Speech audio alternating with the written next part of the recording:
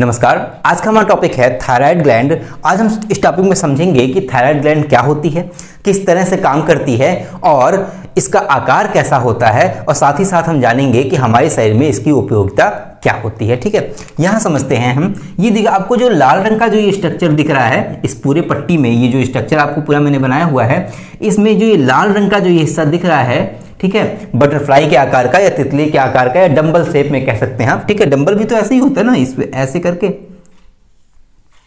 करके, ठीक है, बिल्कुल सेम ऐसा ही स्ट्रक्चर, डंबल के आकार का या आप बटरफ्लाई के आकार का कह सकते हैं। इसी आकार का ये जो हिस्सा दिख रहा है, इसी को बोलते हैं थायराइड ग्लैंड। ठीक है, यहां से हमने एक बात सीख ली कि जो थायराइड ग्लैंड का शेप होता है वो कैसा होता है, बटरफ्लाई के आकार का होता है। ठीक है, आप समझिए, ये जो थायराइड ग्लैंड है वो हमारे गले में लगी होती है, गले के आगे वाले हिस्से में। ये जो हमने हिस्सा बनाया है ये वाला, ये हमारे नेक के, मैंने गले के बारे में बनाने की कोशिश की है। ये हमारी जो ये है, यहाँ पे विंड पाइप होती है, विंड पाइप यानी कि ट्रैकिया, जहाँ से सांस हम जब ये लेते हैं तो एयर अंदर जाती है और बाहर आती है। ठीक है, इसके जस्ट पीछे फूड पाइप लगी हुई होती है, यानी कि पीछे वाला जो हिस्सा पाइप होती है उसको फूड पाइप बोलते हैं या इसोफेगस बोलते हैं। उसके आगे हम यहाँ पे लगा होता है ट्रैकिया या विंड पाइप। इसी के ऊपर एक कार्टिलेजस यानी कि सॉफ्ट बोन का एक स्ट्रक्चर लगा होता है, मतलब एक सॉफ्ट बोन का एक वो लगा होता है, फ्रेम टाइप का। उसी के ऊपर ये थायराइड ग्लैंड लगी होती है। जो सॉफ्ट बोन का स्ट्रक्चर होता है उसको बोलते हैं थायराइड कार्टिलेज। उसी थायराइड कार्टिलेज के ऊपर ये ग्लैंड लगी होती है, कौन सी, थायराइड ग्लैंड। ठीक है, अब हमने समझ लिया इसका शेप कैसा होता है, कहाँ पे उपस्थित होता है। अच्छा, अब अगर बात करें हम इसके वेट की, तो इसका वेट जो होता है, यहाँ देखिए, इसका वेट होता है 20 से 40 ग्राम। कितना वेट होता है, 20 से 40 ग्राम। और अगर इसकी लंबाई की, यानी कि ऐसे करके इसकी लंबाई की बात करें तो इसकी लंबाई होती है 5 सेंटीमीटर, और इसकी अगर चौड़ाई की बात करें ऐसे तो इसकी चौड़ाई होती है 3 सेंटीमीटर। मैन में, यानी कि आदमियों में या पुरुषों में थायराइड ग्लैंड थोड़े छोटे होते हैं अपेक्षाकृत फीमेल्स, यानी कि फीमेल्स में या वुमेन्स में थायराइड ग्लैंड थोड़े से साइज में बड़े होते हैं। ठीक है, उसके बारे में भी हम आगे समझेंगे क्यों बड़े होते हैं, क्यों छोटे होते हैं। अच्छा, अब ये जो थायराइड ग्लैंड है ये एक खास तरह की सेल से बनी होती है जिसको कहते हैं फॉलिकुलर सेल्स। क्या बोलते हैं, फॉलिकुलर सेल्स। ठीक है, इसमें दो तरह की सेल्स पाई जाती हैं। जो ये आगे सामने, ये सब मैंने सामने का हिस्सा बनाया है, सामने के हिस्से में ये सारी की सारी फॉलिकुलर सेल्स पाई जाती हैं। और उसके पीछे हिस्से में, यानी कि अगर मैं पीछे हिस्से में बात करूं तो यहाँ पे, अगर मैं इसी को पीछे हिस्से के तौर पे मान लूं तो यहाँ पे 4 स्ट्रक्चर होते हैं। बाएं वाले लोब में, यानी कि जो बाएं हिस्सा है, बाएं वाले में 2 और दाहिने वाले में 2। अगर इसको हम लोब मान लें तो ये होता है एक लेफ्ट लोब, ये होता है राइट लोब, यानी कि दाहिना लोब हो गया और ये बाएं लोब हो गया। तो दाहिने लोब में 2 जगह पे और बाएं लोब में, मतलब दाहिने लोब में 2 जगह पे और बाएं लोब में 2 जगह पे एक स्ट्रक्चर पाया जाता है, उसको बोलते हैं पैराथायरॉइड। क्या बोलते हैं, पैराथायरॉइड बोलते हैं,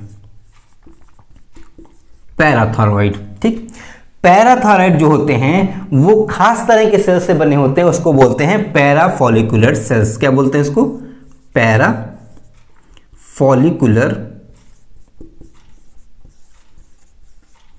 फॉलिकुलर सेल्स। ठीक है, ये जो ग्लैंड्स होते हैं छोटी छोटी, ये एक तरह से ग्लैंड होते हैं जिसके ऊपर लगे होते हैं, थायराइड के ऊपर लगे होते हैं, इसको बोलते हैं पैराथायरॉइड ग्लैंड। और ये जो ग्लैंड हैं वो स्पेशल तरीके के सेल्स से बने होते हैं, इसको बोलते हैं पैराफॉलिकुलर सेल्स। ठीक है, इतनी बात क्लियर हो गई। इसको मैं मिटा देता हूँ ताकि थोड़ा सा क्लियर रहेगा। ठीक है, समझिए। अब ये जो थायराइड ग्लैंड है कुछ हार्मोन्स का सिक्रीशन करते हैं। ठीक है, वो हार्मोन्स हमारे शरीर में उपयोग किए जाते हैं, हमारे शरीर में जो रिएक्शंस होती हैं वहाँ पे उपयोग किए जाते हैं। मैं अभी आके बताऊंगा आपको। तो जिन हार्मोन्स का सिक्रीशन करते हैं, यहाँ देखते हैं, ये अगर हम थायराइड, जो थायराइड ग्लैंड होती है, थायराइड ग्लैंड से बेसिकली 3 तरह के हार्मोन का सिक्रीशन होता है। थायराइड ग्लैंड से 3 तरह के हार्मोन का सिक्रीशन होता है। पहला जो होता है वो होता है T3, दूसरा होता है T4 और तीसरा होता है कैल्सिटोनिन। ठीक है, जो ये T3 है और T4 है इसका सिक्रीशन फॉलिकुलर सेल से होता है, और जो ये कैल्सिटोनिन है इसका सिक्रीशन पैराफॉलिकुलर सेल से निकलता है, यानी कि पैराथायरॉइड से हार्मोन ये निकलते हैं। जो मैंने यहाँ पे पिगमेंट बताया ये पैराथायरॉइड हार्मोन है, और ये जो पूरी कंप्लीट बॉडी है ये है थायराइड ग्लैंड। ठीक है, ये होता है पैराथायरॉइड ग्लैंड जो 4 लगे हुए हैं दोनों लोब्स पे। ठीक है, और ये पूरा जो होता है थायराइड ग्लैंड होती है। जो थायराइड ग्लैंड होती है वो फॉलिकुलर सेल से बनी होती है, उसमें से दो तरह के हार्मोन निकलते हैं, T3 एंड T4, ठीक है। और जो पैराथायराइड ग्लैंड होती है उसमें पैरा फॉलिकुलर सेल्स होती हैं, पैरा फॉलिकुलर सेल से कैल्सीटोनिन सीक्रेट होता है, ठीक। इतनी बात क्लियर हो गई। अब देखते हैं T3 को, शॉर्ट फॉर्म में इसको T3 बोलते हैं, नहीं तो लॉन्ग फॉर्म में इसको ट्राईआयोडोथायरोनिन बोलते हैं, ठीक है। क्या बोलते हैं? ट्राईआयोडोथायरोनिन बोलते हैं। और इसको T4 को बोलते हैं टेट्राआयोडोथायरोनिन बोलते हैं, ओके। अच्छा, इसको ट्राई और टेट्रा क्यों बोलते हैं? यहां मैंने 3 और 4 लिखा हुआ है। साइंस की भाषा में, अगर विज्ञान की भाषा में जो लोग विज्ञान पढ़े हैं उन लोग के लिए आसान होगा, लेकिन जो लोग नहीं जानते उनके लिए मैं बता दूं कि विज्ञान की भाषा में, साइंस की लैंग्वेज में 3 को ट्राई पढ़ा जाता है और 4 को टेट्रा पढ़ा जाता है। यहाँ पे आयोडीन लगा, आयोडो लगा हुआ है, यहाँ पे भी आयोडो लगा है, यानी कि इसमें आयोडीन की मात्रा होती है या आयोडीन के मॉलिक्यूल्स होते हैं, और ये थायरोनिन है, ठीक है। तो बेसिकली ये थायरोनिन हार्मोन है वो आयोडीन का मिक्सचर होता है, उसमें आयोडीन की मात्रा ये बताती है कि वो कौन सा हार्मोन है। अगर इस हार्मोन में 3 एटम यानी कि 3 मॉलिक्यूल या 3 अणु आयोडीन के होंगे तो वो होगा T3 यानी कि ट्राईआयोडोथायरोनिन हो जाएगा। अगर उसमें 4 मॉलिक्यूल, 4 एटम या 4 अणु उपस्थित होंगे आयोडीन के तो उसको बोलेंगे टेट्राआयोडोथायरोनिन बोलेंगे, ठीक है।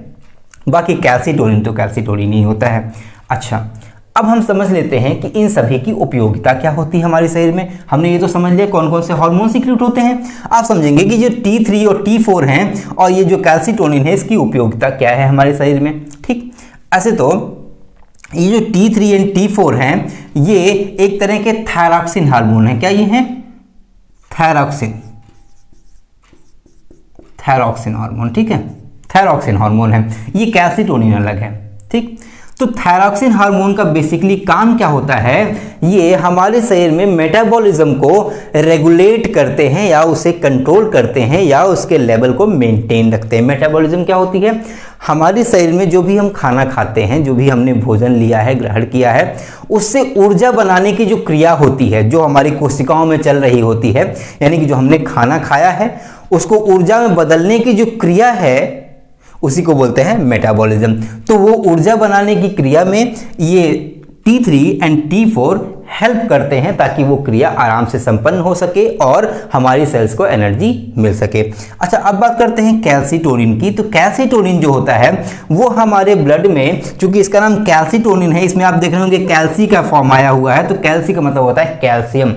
तो ये हमारे ब्लड में कैल्शियम के लेवल को रेगुलेट करता है, यानी कि हमारे ब्लड में कैल्शियम का कितना लेवल होना चाहिए उसको मेंटेन करने का काम करता है कैल्सीटोनिन, ठीक है। इतनी बात आई होप क्लियर हो गई होगी आपको। अब हम बात करेंगे कि इसके कितने कंडीशंस हो सकते हैं, यानी कि थायराइड ग्लैंड की क्या क्या समस्याएं उत्पन्न हो सकती हैं, ठीक। आइए यहाँ देखते हैं। देखिए, पहली जो कंडीशन होती है वो होती है थायरोइडिटीज की। थायरोइडिटीज का मतलब ये हुआ, अगर हमारे इस थायराइड हार्मोन के ऊपर या थायराइड ग्लैंड के ऊपर अगर कोई वायरस अटैक कर जाता है या हमारे अंदर कोई ऑटो इम्यून डिजीज अगर उत्पन्न हो जाती है या आ जाती है किसी तरीके से, तो ऐसे में इसकी जो सेल्स हैं वो डिस्ट्रॉय होने लगती है और हमारे गले में बहुत तेज पेन होता है, यानी कि दर्द होने लगता है, ठीक। अभी मैंने यूज किया कि ऑटो इम्यून डिजीज। अब ऑटो इम्यून डिजीज होती क्या है हम समझ लेते हैं। देखिए, ऑटो इम्यून डिजीज का मतलब ये हुआ कि हमारे शरीर में, अब हमारे शरीर में एक इम्यून सिस्टम होता है। इम्यून सिस्टम क्या होता है? इसको बोलते हैं प्रतिरोधक क्षमता, ठीक है। प्रतिरोधक क्षमता क्या होता है? कुछ ऐसे एजेंट हमारे शरीर में उपस्थित होते हैं जो बाहर से आने वाली किसी भी हार्मफुल मटेरियल को या हार्मफुल वायरस को या बैक्टीरिया को वो किल कर देते हैं और हमारे शरीर को उनसे सुरक्षित रखते हैं। कभी कभी क्या होता है, उसी की रिएक्शन उल्टी पड़ जाती है। उल्टी का मतलब ये है कि यहाँ पे थायराइड ग्लैंड के पास में जो हमारा इम्यून सिस्टम है वो दूसरे बैक्टीरिया को किल करने की जगह, खत्म करने की जगह थायराइड के सेल्स को ही मारना शुरू कर देता है। ऐसी कंडीशन में इसकी सेल्स जो है डिस्ट्रॉय होने लगती हैं, या कहीं से कोई खतरनाक वायरस इसके ऊपर एंटर कर जाता है, वहां अपनी कॉलोनी बनाने लगता है, तो ऐसे में इसकी सेल्स डिस्ट्रॉय करने लगता है। तब भी ऐसी कंडीशन आती है कि इसकी सेल्स डैमेज होने लगती हैं और हमारे थायराइड ग्लैंड में बहुत ज़्यादा पेन होता है। इस वजह से हमारे नेक पे यहाँ पे बहुत तेज पेन होता है, ऐसे में हम डॉक्टर के पास जाते हैं, ठीक है। अब पहली जो कंडीशन हो गई ये तो हमने बता दी थायराइडिटीज की, ठीक है। सेकेंड कंडीशन बनती है हमारी हाइपरथायराइडिज्म की। हाइपरथायराइडिज्म का मतलब ये हुआ कि हमारा जो थायराइड ग्लैंड है वो हार्मोन्स का सिक्रीशन करता है, मैंने बताया आपको T3, T4 और कैल्सिटोनिन। ऐसी कोई कंडीशन बन जाए जब हमारा जो थायराइड ग्लैंड है वो ज़्यादा अमाउंट में हार्मोन्स का सिक्रीशन करने लगे, यानी कि T3, T4 का सिक्रीशन ज़्यादा अमाउंट में करने लगे, तो ऐसी कंडीशन को बोलते हैं हाइपरथायराइडिज्म। हाइपर मतलब अधिकता, हाइपर मतलब अधिकता, तो अधिकता में अगर हार्मोन का सिक्रीशन करने लगता है उसको बोलते हैं हाइपरथायराइडिज्म, ठीक है। अब उसके बाद आता है गॉइटर। गॉइटर आपने अक्सर ही पहले, अभी तो बहुत कम हो गया, रेयर ही मिलता है ऐसे केसेस, पहले इसके केसेस बहुत ज़्यादा मिलते थे। ऐसी आपने औरतों को देखा होगा, अक्सर ही औरतों में ज़्यादा होता है। एक्चुअली औरतों में इसलिए ज़्यादा होता है क्योंकि ये जो थायराइड ग्लैंड है इसका यूज ज़्यादा होता है औरतों में। मैं अभी आपको बताऊंगा, जब मैं इसके सिम्टम्स बताऊंगा उसके बाद में बताऊंगा आपको क्यों ऐसा होता है। देखिए, पहले आपने एक नाम सुना होगा एक बीमारी का, घेंघा, आपने सुना होगा ना, घेंघा रोग हो जाता है। यहाँ पे बड़ा सा एक गोला जैसा एक आकृति निकल आती है, कभी कभी दो आकृति निकल जाती है, ठीक है। वो बेसिकली होता क्या है कि जब हमारे अंदर ये जो सेकंड कंडीशन हाइपरथायराइडिज्म हो जाता है, हाइपरथायराइडिज्म की कंडीशन में ये ज्यादा हार्मोन सिक्रीट करने लगता है, ठीक। अभी मैंने आपको बताया कि जो हार्मोन्स हैं वो आयोडीन से बने हुए होते हैं। अच्छा, ऐसे में होता क्या है कि जब हम ऐसी सब्जियां नहीं खाते हैं जिसमें आयोडीन पाया जाता है, या हम सी फूड नहीं लेते हैं, या हम जो टेबल साल्ट होता है, जो टेबल साल्ट मतलब कि जो साधारण नमक होता है उसमें भी आयोडीन होता है, या आयोडीन युक्त, आपने एक प्रचार सुना होगा, आयोडीन युक्त नमक खाएं और घेंघा रोग को दूर भगाएं, ऐसा करके कोई प्रचार भी आता रहा, बहुत पहले आता रहा था, ठीक है। और अभी भी जब भी नमक का कोई ऐड बनता है या नमक के बारे में कभी बात की जाती है तो उसमें बोलते हैं आयोडीन युक्त नमक, ठीक है। इसका मतलब उसके अंदर आयोडीन उपस्थित होता है, ठीक। अब ये जो ग्लैंड होती है वो आयोडीन हमारे ब्लड में से ले लेती है, उसी से हेल्प लेकर के वो हार्मोन का सिक्रीशन करती है, ठीक। और वो जाकर के हमारी मेटाबॉलिज्म में हेल्प करते हैं। ऐसे में होता क्या है कि जो हमारे शरीर में आयोडीन की किसी वजह से कमी हो जाती है, चाहे हम नमक में आयोडीन ना ले रहे हों या फिर सी फूड वगैरह ना, मतलब आयोडीन की कहीं ना कहीं से हमारे शरीर में कमी हो जाए, तो ऐसे में होता क्या है कि जब मेटाबॉलिज्म रिएक्शन हो रही, भाई हमारी जो हमने खाना खाया उससे एनर्जी बनेगी तो मेटाबॉलिक रिएक्शन तो होगी ही होगी, उसमें हमारे जो T3, T4 ये सब जो हार्मोन्स हैं इनकी डिमांड भी होगी। तो ऐसे में क्या होगा कि यहाँ से हाइपरथायराइडिज्म कंडीशन बन चुकी होगी, यानी कि ज़्यादा हार्मोन सिक्रीट हो रहे होंगे, लेकिन चूंकि इनके पास में आयोडीन नहीं आती तो इसलिए ये अपने आप से ही ये ज़्यादा प्रोड्यूस करने के चक्कर में इनके अंदर स्वेलिंग आ जाती है, धीरे धीरे ये स्वेलअप हो जाते हैं, यानी कि फूल जाते हैं। अब ये जब फूल जाते हैं तो ये बड़ा सा एक गोले का आकार ले लेते हैं जो बाहर लटक आता है, ठीक है ना, आपने उसी को बोलते हैं घेंघा। तो गॉइटर बेसिकली क्या होता है कि हाइपरथायराइडिज्म की वो कंडीशन जब हाइपरथायराइडिज्म बना हो, मतलब कि ज्यादा हार्मोन सिक्रीट हो रहे होंगे थायराइड ग्लैंड से, लेकिन हमारे शरीर में आयोडीन की कमी हो जाती है, जिस वजह से ये जो ग्लैंड है वो क्या करती है, स्वेलअप हो जाती है, यानी कि फूल जाती है। इस वजह से हमें बहुत ज्यादा पेन भी होता है और साथ ही साथ ये अलग से निकल आता है बाहर, इसी को बोलते हैं घेंघा रोग या गॉइटर बोलते हैं, ठीक है। ये हमने समझ लिया गॉइटर। अच्छा, जो ये हमने बताया थायराइडिटीज में होता क्या है कि जब वायरस अटैक करता है तब भी यहाँ पे हल्की सी स्वेलिंग आती है, बस घेंघा जैसी स्वेलिंग नहीं आती है, ठीक है ना, गॉइटर जैसी स्वेलिंग नहीं आती है, थोड़ी बहुत स्वेलिंग आती है। इस वजह से हमें फील होता है यहाँ पे पेन और थोड़ी सी स्वेलिंग आती है और वो हमें फील होती है, ठीक। तो हमने समझ लिया हाइपरथायराइडिज्म क्या होता है, गॉइटर समझ लिया। अब जो फोर्थ कंडीशन है वो है हाइपोथायराइडिज्म। ऐसे में होता क्या है कि आपके पास आयोडीन की मात्रा तो पर्याप्त है, कोई बात नहीं, उसमें कोई दिक्कत नहीं है, लेकिन किसी वजह से यहाँ पे कुछ ऐसी कंडीशन आ जाती है, ठीक है, या मैं अभी आपको बढ़ाऊंगा TSH हार्मोन एक होता है, ठीक है, TSH हार्मोन जो ब्रेन सिक्रीट करता है, इनकी कमी की वजह से, ठीक है, ये ऐसे हार्मोन होते हैं जो आपको जाकर के थायराइड ग्लैंड को जाकर के स्टिमुलेट करते हैं, यानी कि उनको प्रेरित करते हैं और ज़्यादा हार्मोन सिक्रीट करने के लिए। अगर इनकी कमी हो जाती है, मान के चलिए TSH की, मैं अभी आपको बताऊंगा TSH के बारे में, तो क्या होता है कि यहाँ से हार्मोन का सिक्रीशन कम होने लगता है, या इन फॉलिकुलर सेल्स में जिनकी बनी होती है थायराइड ग्लैंड, उन फॉलिकुलर सेल में कोई डिफेक्ट आ जाता है या कोई वायरस का अटैक हो जाता है या ऐसी कोई कंडीशन बन जाती है जिस वजह से या ब्रेन उसे जो ब्रेन का जो हाइपोथैलेमस पार्ट होता है वो अच्छे से उसे सिग्नल नहीं दे पाता, जिस वजह से यहाँ से यानी कि जो देखिए ब्रेन का जो हाइपोथैलेमस भाग होता है वो हमारे बॉडी के जितने भी ग्लैंड्स होते हैं उन सभी को रेगुलेट करने का काम करता है। रेगुलेट किस तरह से करता है कि जहाँ पे जिस हार्मोन की रिक्वायरमेंट होती है उन हार्मोन से रिलेटेड जितनी ग्लैंड्स होती हैं, ठीक ना, तो जैसे ही शरीर में जिस हिस्से में उस हार्मोन की रिक्वायरमेंट हुई तो वो शरीर का हिस्सा हमारे ब्रेन के हाइपोथैलेमस भाग को एक मैसेज देता है और वो कहता है कि हमें यहाँ पे एक रिक्वायरमेंट है इस हार्मोन की, फलाना हार्मोन की हमें रिक्वायरमेंट है। तो फलाना हार्मोन के लिए हाइपोथैलेमस पता करता है कि फलाना हार्मोन्स किसके पास मिलेगा, तो जिसके पास भी वो हार्मोन होता है उसे वो मैसेज देता है कि आप इसकी रिक्वायरमेंट उस जगह पे है, वहां पे आप इसकी रिक्वायरमेंट पूरी करें, ठीक है। तो ऐसे ही हाइपोथैलेमस का जो भाग होता है वो यहाँ पे एक हार्मोन सिक्रीट करता है, उसको बोलते हैं TSH, ठीक है। TSH यानी कि थायराइड स्टिमुलेटिंग हार्मोन, ठीक है। उसको क्या बोलते हैं मैं यहाँ पे लिख ही देता हूं, क्लियर हो जाएगा। TSH, ठीक है, समझिएगा, थायराइड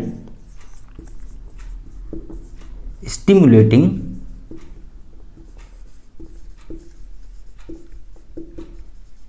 हार्मोन, ठीक है। तो ये जो TSH होता है उसको क्या बोलते हैं, थायराइड स्टिमुलेटिंग हार्मोन। ये एक्चुअल में हमारी जो पिट्यूटरी ग्लैंड होती है वहां से सिक्रीट होता है, किसके कहने पे, हाइपोथैलेमस के कहने पे। हाइपोथैलेमस इसको मैसेज देता है कि TSH का सिक्रेशन बढ़ा दिया जाए, जिस वजह से यहाँ से हार्मोन का सिक्रेशन शुरू होता है। अब किसी वजह से TSH की वैल्यू कम हो गई, यानी कि हाइपोथैलेमस के भाग को पता ही नहीं चल पा रहा है कि वहां पे किसी पर्टिकुलर जगह पे इन हार्मोन्स की रिक्वायरमेंट है, तो यहां से जो हार्मोन है वो सिक्रीट नहीं होंगे, यानी कि T3 हार्मोन या T4 हार्मोन यहां से सिक्रीट नहीं होंगे, जिस वजह से जो कंडीशन बन जाएगी उसको बोलेंगे हाइपोथायराइडिज्म, ठीक है। अब हमने समझ लिया कि ये सारी चारों कंडीशन क्या होती हैं। अब हम समझेंगे कि हमारे अंदर जब ये हाइपोथायराइडिज्म हो जाता है या हाइपरथायराइडिज्म हो जाता है तो उसके क्या सिम्टम्स हैं, क्या लक्षण हैं जिसके अनुसार, जिसके आधार पे हम डॉक्टर के पास जाके बता सकते हैं कि डॉक्टर हमें ये प्रॉब्लम है, या फिर हम खुद भी ये पता कर सकते हैं कि हमें किस तरह की समस्या है, हमें हाइपरथायराइडिज्म है या हाइपोथायराइडिज्म है। बेसिकली हमारा कहने का मतलब ये है कि हाइपोथायराइडिज्म और हाइपोथायराइडिज्म के कुछ विशेष लक्षण होते हैं, उसके बारे में चलिए हम जान लेते हैं, ठीक है। आइए यहाँ देखते हैं। ये मैंने कुछ सिम्टम्स बताए हैं हाइपरथायराइडिज्म की। मैं पहले हाइपरथायराइडिज्म के बारे में बताऊंगा, फिर उसके बाद हाइपोथायराइडिज्म के सिम्टम्स बताऊंगा, ठीक। अगर हम पहले सिम्टम्स की बात करें तो पहला ये है एंजाइटी, यानी कि हमें बहुत अजीब सी बेचैनी सी फील होती है, एंजाइटी फील होती है, या नर्वसनेस, हमें घबराहट सी फील होती है, नर्वसनेस मतलब घबराहट सी फील होती है। उसके बाद हमें ट्रबल टू स्लीप, यानी कि हमें सोने में दिक्कत होती है, हमें नींद नहीं आती है, नींद की प्रॉब्लम हो जाती है। लूजिंग वेट, अगर हम बात करें वेट की, जो हमारा वेट है वो लूज होने लगता है, यानी कि कम होने लगता है, धीरे धीरे घटता जाता है, ऐसे जो हाइपरथायराइडिज्म की कंडीशन में, ठीक है। गॉइटर यानी कि मैंने बता दिया घेंगा, ठीक है ना, हमें घेंगा निकलने की कंडीशन बन जाती है हाइपरथायराइडिज्म में। मस्कुलर वीकनेस, यानी कि मसल वीकनेस में होता क्या है कि जो हमारी मसल्स हैं वो थोड़ी वीक पड़ जाती हैं, या हमें चलने फिरने में दिक्कत होती है, हमें उतनी कॉन्फिडेंटली हम चल नहीं पाते हैं, या फिर हम जो भी काम करते हैं उतनी ज़्यादा एक्टिवनेस नहीं रहती है हमारे अंदर, ठीक है। मसल वीकनेस हमें आती है। इर्रेगुलर मेंस्ट्रुअल पीरियड, ठीक है, इर्रेगुलर होता है। जो मेंस्ट्रुअल पीरियड होता है जो लेडीज में या जो वुमेन्स में जो मेंस्ट्रुअल पीरियड होता है वो इर्रेगुलर हो जाता है, मतलब कि जिस टाइम पे आना चाहिए, जो महीने में एक बार आता है, मतलब हर महीने आता है, वो हर महीने ना आकर के कभी पता चला 2 हफ्ते लेट हो गया, या कभी कभी 1 महीने लेट हो गया, तो ऐसे करके इर्रेगुलर हो जाता है। कभी आगे हो गया, कभी पीछे हो गया, मतलब वो पूरी तरह से रेगुलरली बना नहीं रहता है कि जिस टाइम पे आना चाहिए हर बार वो उस टाइम पे नहीं आता, ठीक है। दूसरी बात आती है कि विजन प्रॉब्लम आ जाती है, मतलब हमें धुंधला दिखाई देता है, हमें जो विजन हमारा है वो क्लियर नहीं रहता है, या हमें आई इरिटेशन होती है। आई इरिटेशन का मतलब ये हुआ कि हमें कोई भी चीज़ देखने में ना बड़ी अजीब सी फीलिंग आती है, मतलब कि हमें अच्छा नहीं लगता कोई भी चीज़। अगर हम जहाँ पे लाइट बहुत तेज पड़ रही होती है वहाँ पे देखने का हमारा मन नहीं होता, मन होता है कि थोड़ा अंधेरा रहे, डिम लाइट रहे तो ठीक है, मतलब जहाँ लाइट ज़्यादा हो रही होती है वहाँ पे हमें बहुत अजीब सा फील होता है, बहुत जुझलाहट सी होती है, अच्छा नहीं लगता है, ठीक।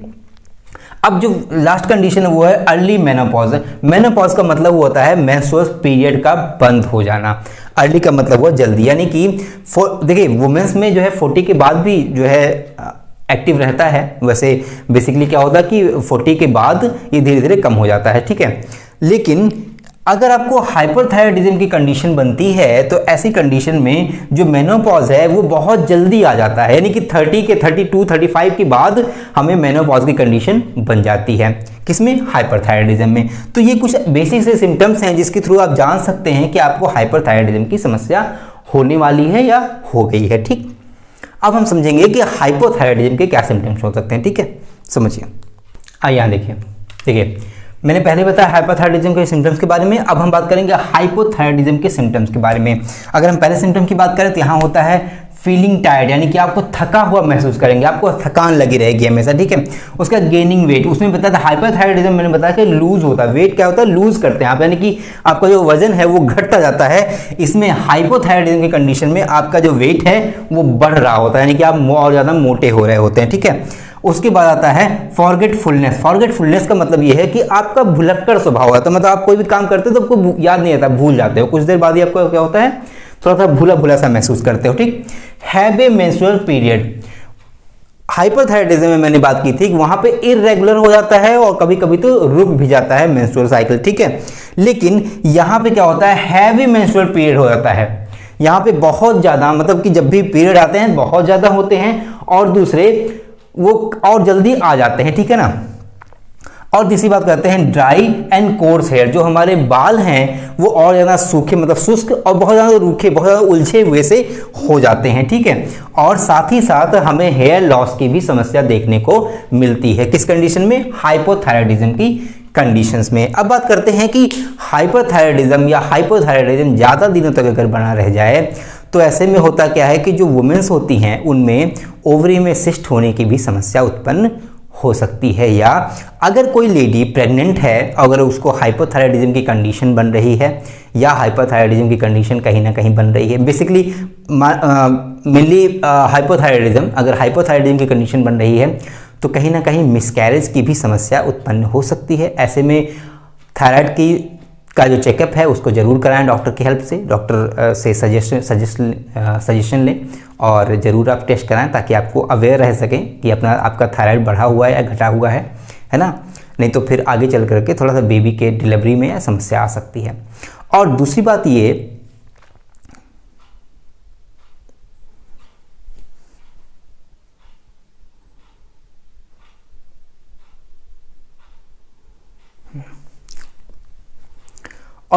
ये कि जो वुमेन्स में फर्टिलिटी पावर होती है वो भी कम हो जाती है, यानी कि एक्स का जो फॉर्मेशन होता है वो भी कहीं ना कहीं डिस्टर्ब हो जाता है अगर उन्हें हाइपोथायराइडिज्म या हाइपरथायराइडिज्म की कंडीशन बन रही है तो। ठीक है, तो हाइपोथायराइडिज्म या हाइपोथायराइडिज्म दोनों ही बहुत ही समस्या क्रिएट करते हैं हमारी बॉडी में।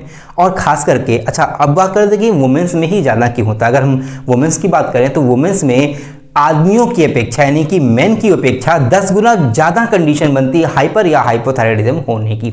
ऐसे में होता क्या है कि वुमेन्स अक्सर ही, मतलब वुमेन्स शादी के बाद प्रेग्नेंट होती हैं या वुमेन्स को बहुत सारे ऐसे काम रहते हैं या साथ ही साथ उनके अंदर मेंस्ट्रुअल पीरियड चलते रहते हैं जो हर महीने आते रहते हैं, उस वजह से भी उनके अंदर वीकनेस आ जाती है और बहुत सारी बहुत सारे तत्वों की कमी हो जाती है। ऐसे में क्या होता है कि अगर उनके अंदर आयोडीन की कमी हो गई तो उनको हाइपरथायराइडिज्म की कंडीशन बन सकती है।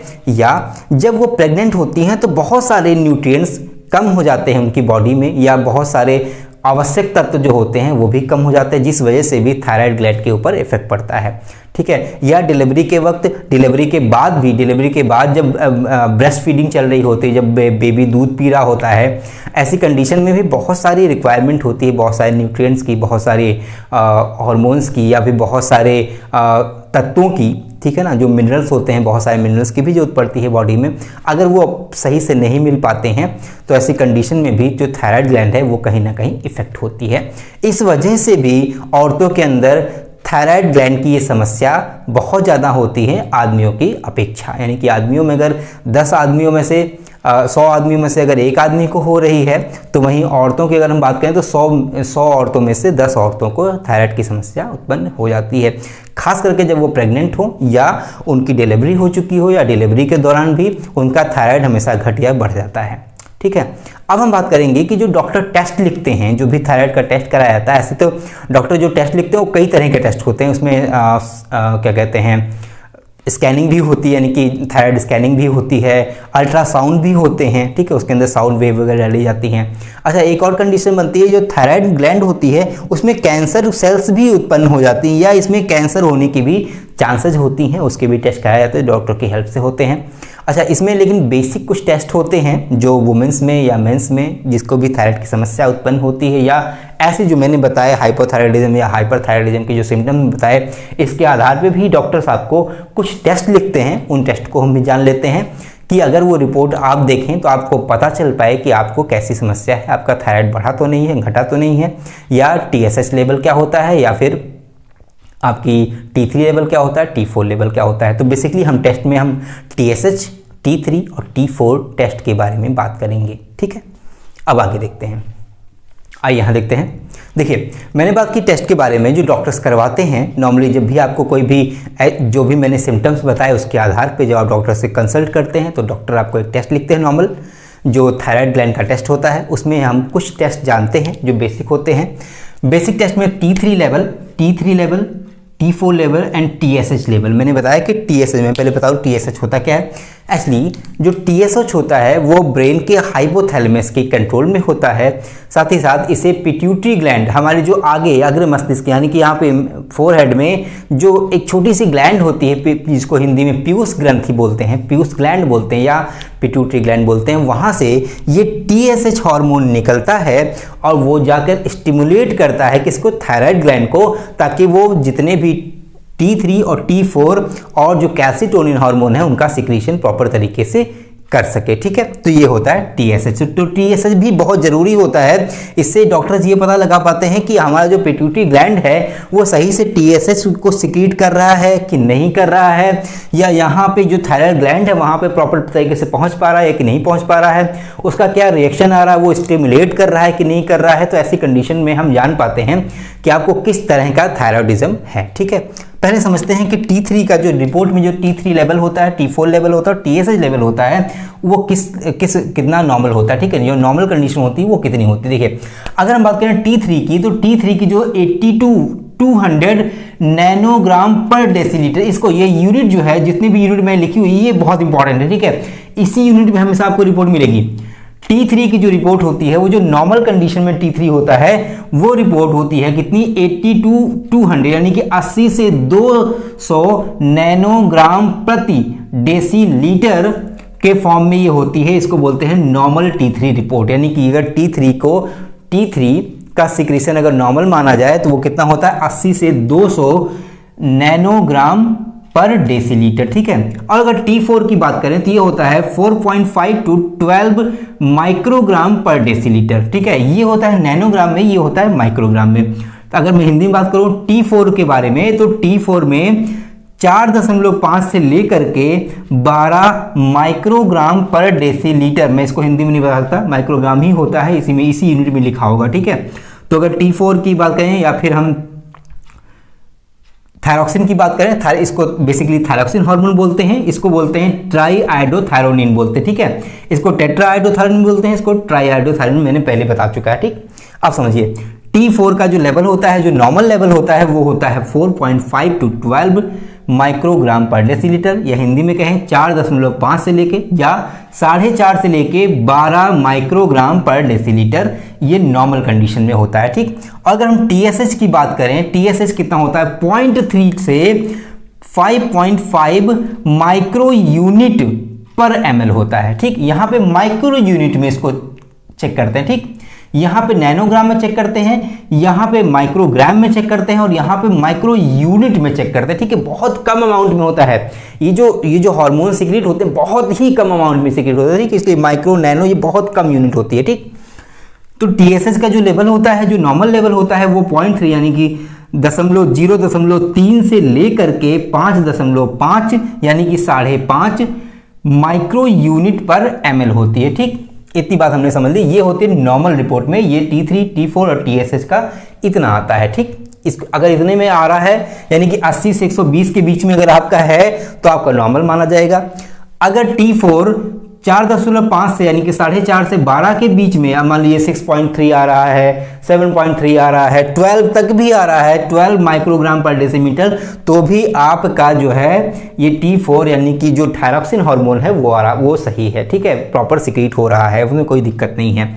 TSH की अगर बात करें तो 0.3 से लेकर के 0.5 के बीच में जो भी आपका आएगा, जो भी फिगर आएगा, ठीक है, वो आपका नॉर्मल माना जाएगा। इसके ऊपर बढ़ेगा तो ज़्यादा हो जाएगा, 0.3 से कम होगा तो उसको लो माना जाएगा। ऐसे ही T4 में भी है, 4.5 से अगर नीचे होगा, ठीक है, 2.3 होगा तो ये लो माना जाएगा। 12 से ज़्यादा हो जाएगा, 14, 13, 19 हो जाता है तो ये बहुत ज़्यादा माना जाएगा। ऐसे ही इसमें भी, ठीक है। अब हम समझते हैं कि अगर T3, T4 और TSH की कैसी कंडीशंस होती हैं जिसमें हम टाइप ऑफ थायराइड के बारे में बात करेंगे, ठीक है।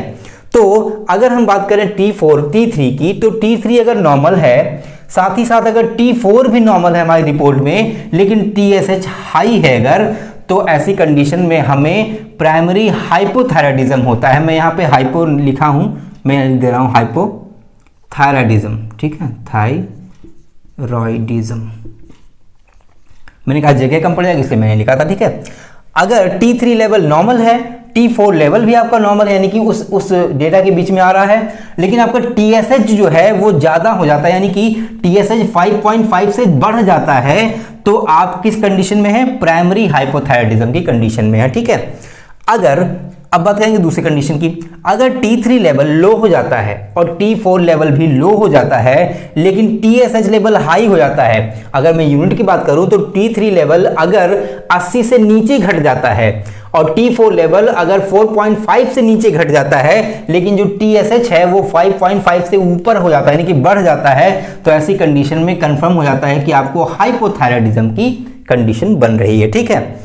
अब जो चौथी कंडीशन है, तीसरी कंडीशन है, वो है ये कि T3 लेवल अगर नॉर्मल हो, ठीक, T4 लेवल भी नॉर्मल हो, लेकिन TSH लेवल यहाँ लो हो गया हो। यहाँ क्या हुआ था? हाई हुआ था। यहाँ दोनों लो नॉर्मल थे, लेकिन ये हाई हो गया था, तो प्राइमरी हाइपोथायराइडिज्म हुआ था। यहाँ पे T3 नॉर्मल हो, T4 नॉर्मल हो, लेकिन TSH लो हो गया हो, यानी कि जो पिट्यूटरी ग्लैंड से जो TSH हार्मोन निकल रहा है वो कम हो गया हो, तो ऐसी कंडीशन को क्या बोलेंगे? प्राइमरी हाइपरथायराइडिज्म बोलेंगे। क्या बोलेंगे? हाइपरथायराइडिज्म बोलेंगे, ठीक है। मैं यहाँ लिख दे रहा हूँ, कंप्लीट कर दिया मैंने, ठीक है। तो ऐसी कंडीशन में क्या बोलेंगे? हाइपरथायराइडिज्म बोलेंगे, ओके। अब हम बात करेंगे चौथी कंडीशन के बारे में कि अगर T3 लेवल हाई हो जाए, T4 लेवल भी हाई हो जाए, लेकिन TSH लेवल लो हो जाए, तो ऐसी कंडीशन को कंफर्म कर देंगे कि ये हमें हाइपरथायराइडिज्म की ही कंडीशन है, या हमें हाइपरथायराइडिज्म की कंडीशन बन रही है। अच्छा, यहाँ पे आपने एक चीज नोटिस की होगी कि जो हाइपोथायराइडिज्म होता है उसमें TSH लेवल हमेशा हाई होता है। ये आप फिगर देख रहे हैं, ये हाइपोथायराइडिज्म, चाहे वो प्राइमरी हो चाहे वो सेकेंड वो हाइपोथायराइडिज्म हो, दोनों ही कंडीशन में TSH लेवल हाई है। प्राइमरी वाले में क्या होता है कि लो होता है, मतलब नॉर्मल होते हैं T4 T3, लेकिन जो हाइपोथायराइडिज्म होता है उसमें क्या होता है? T3 और T4 दोनों ही लो होते हैं, लेकिन TSH लेवल हाई होता है। ऐसे ही अगर हम बात करेंगे थायराइडिज्म के बारे, हाइपरथायराइडिज्म के बारे में, तो यहाँ भी आप देखेंगे TSH लेवल यहाँ पे लो हो जाता है। क्या हो जाता है? लो हो जाता है। और चूंकि प्राइमरी कंडीशन में ये दोनों T3 और T4 नॉर्मल होते हैं, लेकिन T3 और T4 हाइपरथायराइडिज्म की कंडीशन में हाई हो जाते हैं, ठीक। यहाँ पे लो हो रहे थे, ठीक है, यहाँ पे TSH का सिक्रीशन बढ़ रहा था, लेकिन यहाँ पे T3 और T4 का सिक्रीशन घट रहा था, तो ऐसी कंडीशन को हाइपोथायराइडिज्म बोला। लेकिन जब TSH का सिक्रीशन घट गया हो, ठीक है, TSH का सिक्रीशन घट गया हो, जो पिट्यूटरी ग्लैंड से सिक्रीट हो रहा है घट गया हो, लेकिन T3 और T4 का सिक्रीशन बढ़ गया हो, तो ऐसी कंडीशन को बोलते हैं हाइपरथायराइडिज्म, ठीक है। ऐसी ही कंडीशन में गॉइटर डिजीज होती है, समझिएगा, ठीक। अच्छा, एक लास्ट कंडीशन ऐसी भी आती है जब तीनों ही फेजेस लो हो जाते हैं, यानी कि T3, T4 और TSH तीनों की कंडीशन लो हो जाती है, यानी कि उस यूनिट से नीचे गिर जाते हैं सारे के सारे। ऐसी कंडीशन पे मान लिया जाता है कि पिट्यूटरी ग्लैंड एबनॉर्मल है, यानी कि पिट्यूटरी ग्लैंड सही से काम नहीं कर रही होती है। Pituitary gland basically TSH hormone secrete करती है। टीएसएच हार्मोन जाकर के इन दोनों का सीक्रेशन थायराइड ग्लैंड से करवाता है, ठीक है। अगर यही नहीं सीक्रेट होगा, यानी कि अगर ये पिट्यूटरी ग्लैंड एबनॉर्मल है, ये नॉर्मल कंडीशन में नहीं है, तो इसका सीक्रेशन रुक जाएगा। अब जब इसका सीक्रेशन रुक जाएगा तो जाकर के थायराइड ग्लैंड को ये स्टिमुलेट करेगी नहीं, क्योंकि ये क्या होता है, थायराइड स्टिमुलेटिंग हार्मोन। इसका पूरा नाम क्या होता है, थायराइड स्टिमुलेटिंग हार्मोन। यानी कि ऐसा हार्मोन होता है जो थायराइड ग्लैंड को स्टिमुलेट करता है, यानी कि उसे प्रेरित करता है हार्मोन सीक्रेट करने के लिए। जब प्रेरित ही नहीं करेगा तो T3 T4 निकलेंगे ही नहीं, और जब सीक्रेशन नहीं होगा तो बेसिक सी बात है, ये लो हो जाएंगे। तो अगर ये लो हो जाता है और साथ ही साथ ये भी लो और ये भी लो, यानी कि T3 और T4 दोनों लो हो जाते हैं, साथ ही साथ TSH भी लो हो जाता है, तो ऐसी कंडीशन में डॉक्टर ये कहते हैं कि आपका जो पिट्यूटरी ग्लैंड है वो नॉर्मल नहीं है, यानी कि एबनॉर्मल हो गई है, ठीक है। तो ये रही बेसिकली रिपोर्ट पूरी की पूरी जो मैंने बता दी, है ना। अच्छा, बाकी जो अल्ट्रासाउंड वगैरह की रिपोर्ट होती है वो आपके समझने के ऊपर होती है, क्योंकि उसी से डॉक्टर ही बता सकते हैं। और चूँकि मैंने बताया कि आपको ये थायराइड ग्लैंड कितनी सेंसिटिव होती है और कितना ज़्यादा घातक हो सकती है हमारे लिए, ऐसे में मैं देखिए, अब मैं आपको कई सारे उपचार भी बता सकता था कि जो होम रेमेडीज़ होते हैं या एक्सरसाइज होते हैं, आप ऐसे करिए। लेकिन ऐसे में होगा क्या ना कि आप मेरी बात को फॉलो करेंगे या मेरी एक बताई हुई एक्सरसाइज फॉलो करने लगेंगे, बट कहीं ना कहीं आप श्योर नहीं होंगे कि आपको हाइपरथायराइडिज्म की कंडीशन है या हाइपोथायराइडिज्म की कंडीशन है। मान लीजिए मैं आपको हाइपोथायराइडिज्म की कंडीशन है, भगवान ना करे आपको हो, लेकिन आपको हाइपरथायराइडिज्म की कंडीशन है, ठीक है ना, हाइपो की है। मैंने आपको एक्सरसाइज बताई, वो मैंने हाइपर की बता दी, आप जो फॉलो, मैंने दोनों की बताई, लेकिन आप जो फॉलो कर रहे हो वो हाइपर की मैंने मान लीजिए बता दी, आप वो हाइपर वाली फॉलो कर रहे हो। अब ऐसे में आपको समस्या हाइपो की है, आप हाइपर वाली फॉलो करो तो ठीक ही नहीं होगा, आपको आराम नहीं मिलेगा। तो ऐसे में आपको जब भी कोई भी ऐसे सिम्टम्स दिखें जो बेसिकली हाइपो या हाइपरथायराइडिज्म से रिलेटेड हों, आपको मैंने पहले बता दिए हैं, तो आप डॉक्टर से ज़रूर कंसल्ट करें और उसके बताए अनुसार ही दवाएं लें, या जो भी पिल्स वो बताते हैं या जो एक्सरसाइज बताते हैं उसे ज़रूर करें, ठीक है। तो ये रहा, पूरी तरह से हमने आज थायराइड ग्लैंड को कंप्लीट कर दिया। आई होप आपको ये लेक्चर अच्छा लगा होगा, पसंद आएगा। थोड़ा लेंदी हो गया, लेंदी एक्चुअली नहीं हुआ है, मैंने जितनी भी चीज़ें कवर करने की कोशिश की है उसके हिसाब से ये थोड़ा सा बड़ा हो गया है। तो आप प्लीज़ इसे अगर आपको पसंद आता तो प्लीज़ इसे लाइक शेयर और कमेंट कीजिएगा। Thank you so much.